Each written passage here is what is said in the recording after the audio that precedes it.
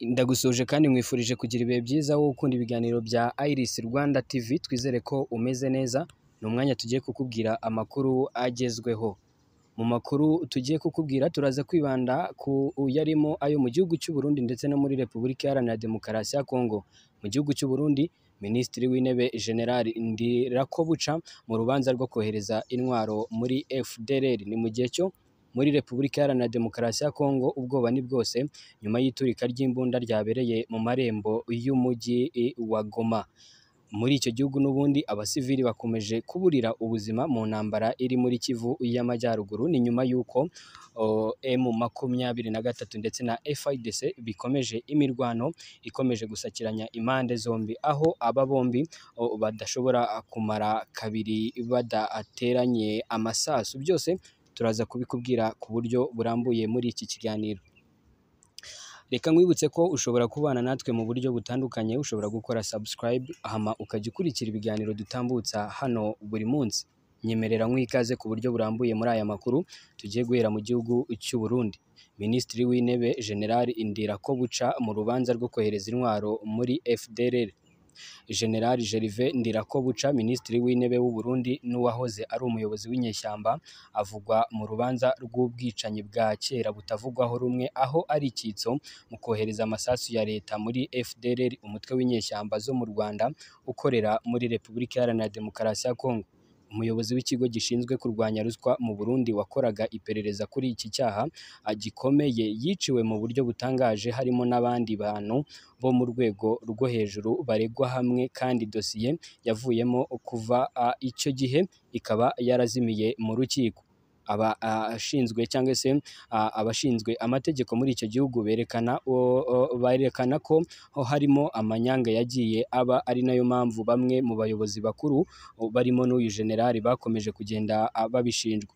Nk'uko ikinyamakuru RPA kibitangaza ku rubuga rwa internet, Ernest Manirumva wahoze ari visi perezida w'ikigo gishinzwe kurwanya ruswa no kunyereza ruswa Orecome, wakoraga iperereza ku irekurwa ry'intwaro, yaje kwicwa mu buryo butangaje mu mwaka w'ibihumbi 2009.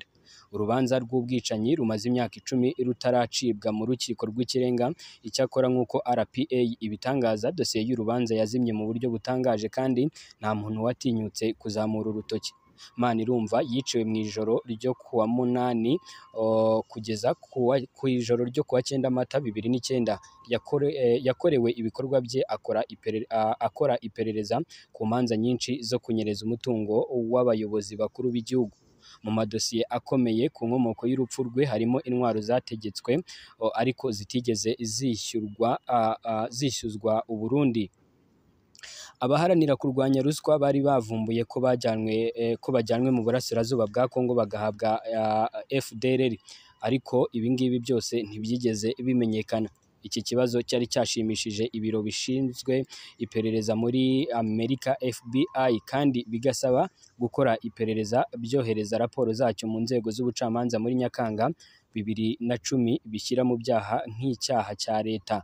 FBI ngo yari yasabye kandi ko hakurwa urugero rwa ADN ku bantu bamwe. Kugeza ubu bamwe barokowe n'ubutabera.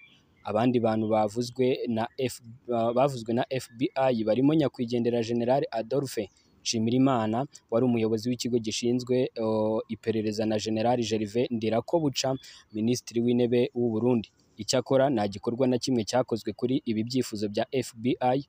Urubanza rwa nyuma rwaciwe mu rubanza rw'ubwicanyi rwa Manirumva rwabaye muri 2013 rwatanzwe n'urukiko rw'ubujurire rwa Bujumbura. Urubanza rwaciwe na Orecome muri uwo mwaka wa 2013, ariko kugeza ubu urukiko ntirwigeze rutumiza uru rubanza. Kuva icyo gihe nta rukiko rwatangaje. Kutumvikana ku bategetsi bakuru by'umwihariko muri iki gihugu cy'u Burundi ni ibintu bikomeje kwiyongera nyuma y'uko Evariste Ndayishimiye afashe ubu butegetsi. Ibi byagiye bikurura amacakubiri n'ibihugu bituranye birimo n'igihugu cy'u Rwanda, kubera ko uyu Evariste Ndayishimiye ni umwe mu bamaze gufunga imipaka ihuza igihugu cye ndetse n'icy'u Rwanda. Twerekeze muri Repubulika Iharanira Demokarasi ya Kongo, by'umwihariko i Goma. Ubwoba ni bwose nyuma y'iturika ry'imbunda ryabereye mu marembo y'umujyi. I Goma hatashye ubwoba budasanzwe nyuma y'iturika ry'imbunda ku marembo y'uwo mujyi uzwi nk'umurwa mukuru w'intara ya Kivu y'Amajyaruguru. Ni ahagana isaha z'umugoroba nibwo mu bice byerekeza ku isoko rizwi ku izina rya Aranine mu mujyi wa Goma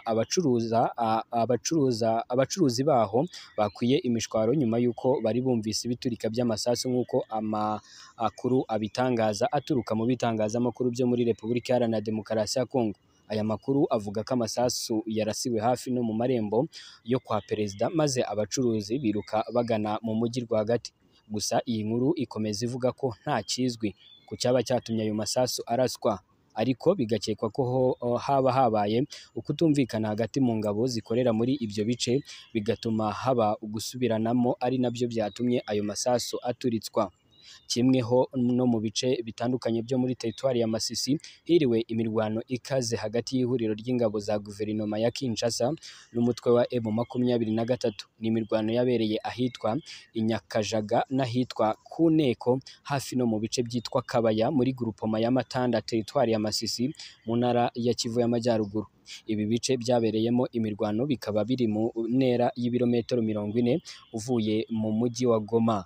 Amakuru yizewe Minembwe Capital News ikesha abarwanyi ba M23 avuga ko iyi mirwano yatangiye igihe cy'isaha z'igitondo cya kare, iyi mirwano ikaba yagejeje ku masaha y'umugoroba, ni ukuvuga ni ku munsi w'ejo hashize ku mugoroba wo ku itariki 10 z'ukwezi kwa kane umwaka w'ibihumbi 2024.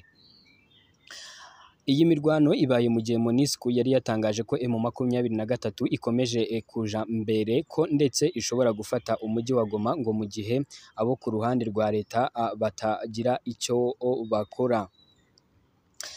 Ni mu gihe cyo kandi muri icyo gihugu abasivili bakomeje kuburira ubuzima mu ntambara iri muri Kivu y'Amajyaruguru. Ubwicanyi bukorerwa abasivili igoma ku murwa mukuru w'intara ya Kivu y'Amajyaruguru bukomeje gufata indi ntera, aho no mu ijoro ryakeye rishyira kuri uyu wa kane tariki ya 11 z'ukwa kane abandi bantu 3 baraye bishwe barashwe n'abantu bari bitwaje imbunda nk'uko ibi byatangajwe n'ubuyobozi bwa polisi. Ubuyobozi bwa polisi buvuga ko ibi byabaye ahagana mu masaha y'umugoroba, ko aribwo abantu 3 bari mu modoka bavuye muri banki gufata ifaranga maze bikaza kuba bibabyarira ibibazo, harimo ko hari n'ibivugwa ko haba harimo n'abashimuswe. Nubwo ibi byose bivugwa, polisi ivuga kandi ko ubwicanyi bukomeje kwiyongera ko ndetse no mu ijoro ryo kuwa kabiri rishira kuwa gatatu harashwe abandi bantu 3 nyuma y'uko bari binjiye muri resitora gufata ifunguro aha haherereye muri quartier ya Majengo, baraswa n'abantu nabo bari bitwaje imbunda birangira bahasize ubuzima. Polisi ikomeza ivuga ko kubera umutekano muke n'impfu zikomeje kwibasira abasivili byatumye babimenyesha meya w'umujyi by'umwihariko uzwi nka Faustin Kapenda kugira ngo agire icyo akora. Polisi ikaba yasoje ivuga ko kuri uyu wa kane hari buze kuba ibiganiro bihuza abaturage baturiye umujyi wa Goma n'abashinzwe umutekano mu rwego rwo kureberera hamwe uko umutekano wafatirwa ingamba zikaze. Kwica abasivili kibandi byarushijeho kwiyongera mu mujyi wa Goma muri uyu mwaka wa 2024, ni mu gihe ikibandi cyatangiye kuvugwa cyane mu mpera z'umwaka ushize.